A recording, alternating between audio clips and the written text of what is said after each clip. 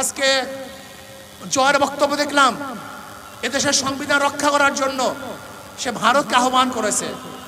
যেই ভারত আপনাদেরকে রক্ষা করতে পারে নাই, সেই ভারত আমাদের দেশের সংবিধান কিভাবে সংশোধন করবে?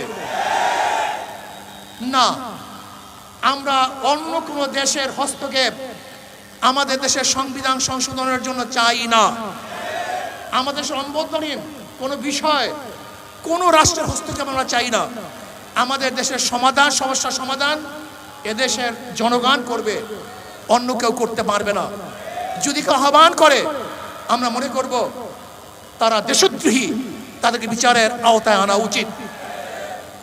আজকে হিন্দু সম্প্রদায় মিছিল মিটিং করতেছে, মন্দিরে আগুন দেওয়া হয়েছে, অমুকে নির্যাতন করা হয়েছে।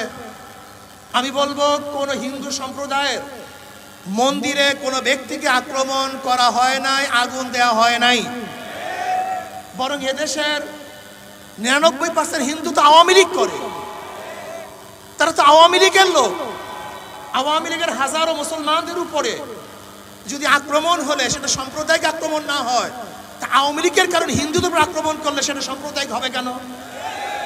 আজকে হিন্দু সম্প্রদায়কে সামনে নামিয়ে আবারও দেশকে ধ্বংস করার নীল একটা নকশা আঁকা হয়েছে। আমি অনুরোধ করব তত্ত্বাবধায়ক সরকারকে, আমি অনুরোধ করব আপনি হুকুম জারি করেন, প্রত্যেকটা মন্দিরের মধ্যে সিসি ক্যামেরা লাগাতে হবে। প্রত্যেকটা মন্দিরে সিসি ক্যামেরা থাকবে।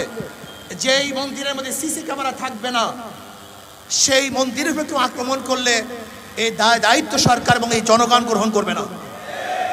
আমরা বিগত দিনে দেখেছি, আসলে মন্দির নিজেরা ভেঙ্গে এই বাংলাদেশের জনগণের উপরে চাপিয়ে দেওয়ার চেষ্টা করা হয়েছে, এখনো হচ্ছে। এর জন্য আমি অনুরোধ করব প্রত্যেকটা মন্দিরের মধ্যে সিসি ক্যামেরা লাগানো হোক। আর একটা কথা মনে রাখতে হবে, আমরা সমস্ত সম্প্রদায়ের ভাইয়েরা একত্রিত হয়ে দেশকে করতে চাই, আমরা তাদেরকে মূল্যায়ন করতে চাই। এর জন্য আমি মনে করি বাংলাদেশের প্রত্যেক ধর্মের পার্সেন্টেজ অনুযায়ী, তাদেরকে চাকরি দেওয়া হোক। হিন্দু যত পার্সেন্টেজ, তাদেরকে সেই পরিমাণ চাকরি দেওয়া হোক। বৌদ্ধ যেই পরিমাণ পার্সেন্টেজ, তাদেরকে সেই পরিমাণের চাকরি দেওয়া হোক। খ্রিস্টান যেই পরিমাণ পার্সেন্টেজ আছে, তাদেরকে সেই পরিমাণের চাকরি দেওয়া হোক। এবং মুসলমানের সংখ্যা যেই পরিমাণ, ওই অনুযায়ী তাদেরকেও চাকরি দেওয়া হোক।